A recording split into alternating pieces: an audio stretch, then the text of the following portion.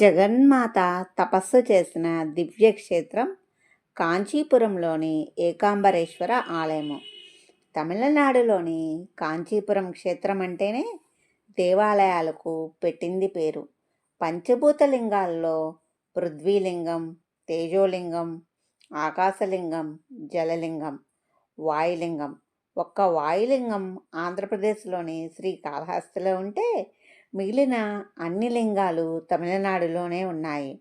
వాటిలోని పృథ్వీలింగం కాంచీపురం క్షేత్రంలో కొలువై విరాజిల్లుతుంది. స్థల పురాణం ప్రకారం ఏకాంబరం అంటే మామిడి చెట్టు, ఏకాంబరేశ్వర స్వామి అంటే మామిడి చెట్టు కింద వెలసిన స్వామి అని అర్థం. ఏకాంబరేశ్వరుడు భూమిని సూచిస్తారు కనుక పృథ్వీలింగం. ఈ ఆలయాన్ని చోళులు, విజయనగర రాజులు నిర్మించారు. ఇక్కడ ప్రధాన దైవం మహదేవుడు. ఆలయంలోని విగ్రహం మట్టితో చేసినది కావడం విశేషం. మూల విరాట్ విగ్రహం, ఉత్సవ విగ్రహం రెండూ కూడా మట్టితో చేసినవే.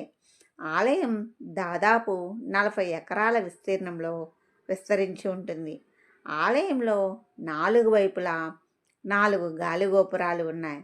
ఒక్కో గాలిగోపురం ఎత్తు 57 మీటర్లు. దేవాలయం లోపల మండపంలో 1000 స్తంభాలు ఉంటాయి. ఆలయంలో 1008 శివలింగాలు ప్రతిష్ఠించి ఉంటాయి. ఈ దేవాలయంలో 3500 సంవత్సరాల వయసు కల మామిడి చెట్టు ఉంది. పురాణాల ప్రకారం చెట్టులోని 4 కొమ్మలకు 4 రకాల రుచిగల పళ్ళు వివిధ కాలాల్లో కాసేవి. సంతానం లేని దంపతులు ఈ చెట్టు నుంచి పండే పండును పట్టుకొని తింటే సంతానం కలుగుతుందని నమ్మకం.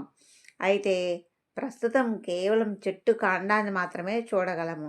కాండాన్ని ఆలయ అధికారులు అద్దాల పెట్టెలో పెట్టి భద్రపరిచారు.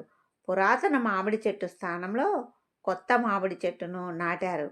ఇక్కడ మరొక విశేషం ఏమిటంటే మామిడి చెట్టు కింద పార్వతీ పరమేశ్వరులు వధూవరులుగా దర్శనమిస్తారు.